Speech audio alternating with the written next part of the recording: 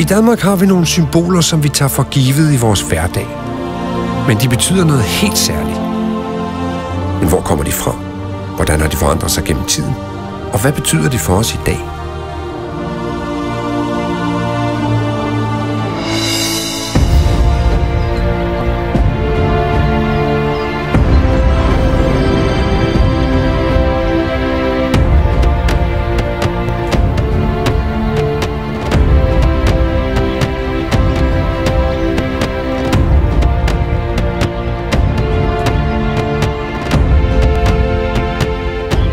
Vores ældste og i hvert fald mest betydningsfulde danske symbol, det er vores flag, Dannebrog. Det er ikke bare et flag, vi har tegnet eller skabt. Det har vi simpelthen fået af ingen ringere end Gud. Kong Valdemar, han er på korstog. Han skal gøre Estland kristent. Og her i Lyndanisse, det er Tallinn i dag, der foregår det store slag. Med sig har kongen en biskop, for han er på job for paven.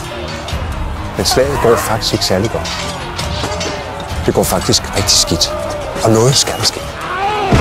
Så kongen beder sin biskop om at bede til Gud. Og biskoppen gør, hvad han kan. Og til sidst, så falder han på knæ. Og han bønfalder Gud. Nu skal der ske noget. Og miraklet sker.